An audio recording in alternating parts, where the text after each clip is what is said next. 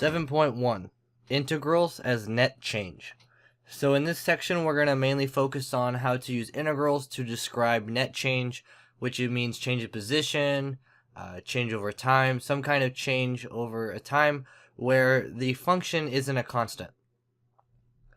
So in example 1, we're given that ds over dt, which represents your change in position with respect to time, is equal to v of t, our velocity function, which is t squared minus 8 divided by t plus 1 squared. And we're going to let that be the velocity of a particle moving along the s-axis for a time between 0 and 5. So in math, we call the x-axis, we call it the s-axis, which is our position axis. The reason we don't use x is because we don't want to confuse it with the Cartesian plane, and so we give it its own letter. The initial position of the particle is s of 0 equals 9, or s naught equals 9. And we want to know what is the particle position at t equals 1 and when t equals 5. Over here I show a graph of the velocity of the particle. So as you can see, the velocity starts out negative, and as time increases, it begins to become positive. This means that the particle is moving backwards from here, and it's slowing down, but still moving backwards until it reaches this point, and then begins moving forward and speeding up.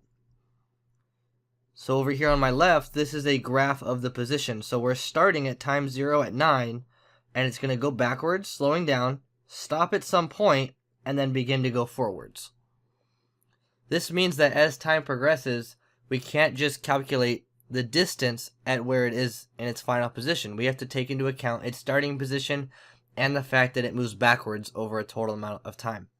So the first thing we're going to do is determine the position when t equals 1. So the position at t equals 1 is the initial position, s of 0, so s at time 0, plus the displacement, delta s. So displacement, or delta s,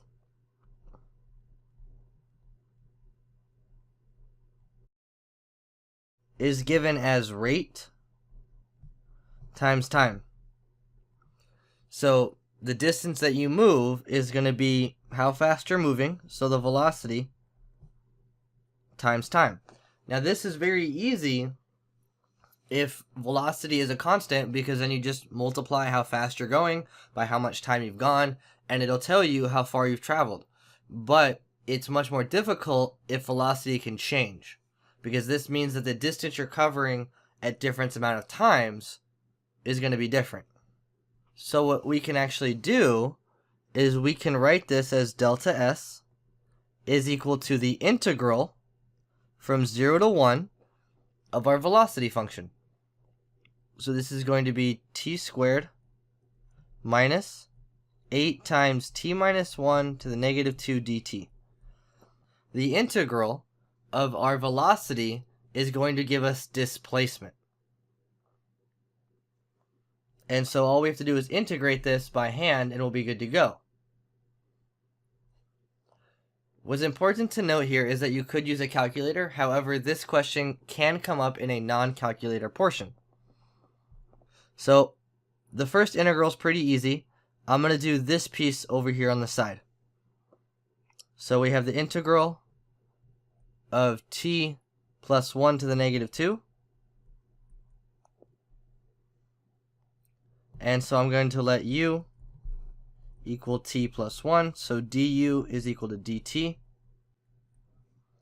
And so what we get is we get the integral of u to the negative 2 du. So this becomes u to the negative 1 divided by negative 1. And then by plugging in our original function back, we get that this becomes negative t plus 1 to the negative 1. So that's kind of side work. And now we're going to integrate the whole thing. So the integral of t squared is t cubed over 3. And then minus an 8t minus 1 to the negative t minus 1 to the negative 1. Sorry, t plus 1. should be plus. All divided by -1 from the interval 0 to 1. Doing a little simplifying, we get that this is t cubed over 3 plus 8 divided by t plus 1 from 0 to 1. And now it just becomes a matter of plugging everything in. So when you plug in 1, you get 1/3 plus 8 over 2 minus 0/3 plus 8 over 1. So you're going to get 1/3 plus 8/2 minus 8. So this is 1/3 plus 4 minus 8. So 1/3 minus 4. So you get 1/3 minus, this needs to be over 3, 12, and you're going to get -11/3. So this is the net distance in the first second. Remember this number right here, this represents delta S, which is the change in position after 1 second. But remember, the final position was our starting position plus the change. So our final position is going to be S of 0 plus delta S, which is equal to, our starting position was 9, which was given in the problem, and then the change in position was -11/3. And that makes sense because our particle started by moving backwards. The velocity was negative. And so when you add these up, you're going to get 27/3 minus 11/3. So we get 16/3 as our final position.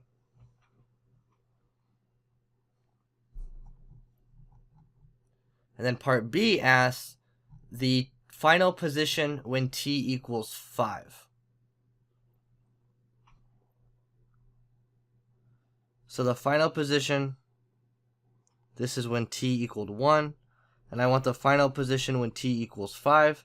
So this is going to be my starting position plus the change in distance. So the starting position was 9, and the change in distance is going to be the integral from 0 to 5 of t squared minus 8 over t plus 1 squared dt. So this becomes 9 plus, this is t cubed over 3, plus, we just integrated this, it's 8 over t plus 1 from 0 to 5. So this becomes 9 plus 5 cubed over 3 plus 8 over 6 minus 0 cubed over 3 plus 8 over 1. So this is 9 plus 125 over 3 plus 8 over 6 minus 8 over 1. So we get 9 plus 125 over 3 plus 4/3 minus 24 over 3. So when you combine all those fractions, you get 9 plus 105 over 3, which works out to be 9 plus 35. So we get 44 as our answer.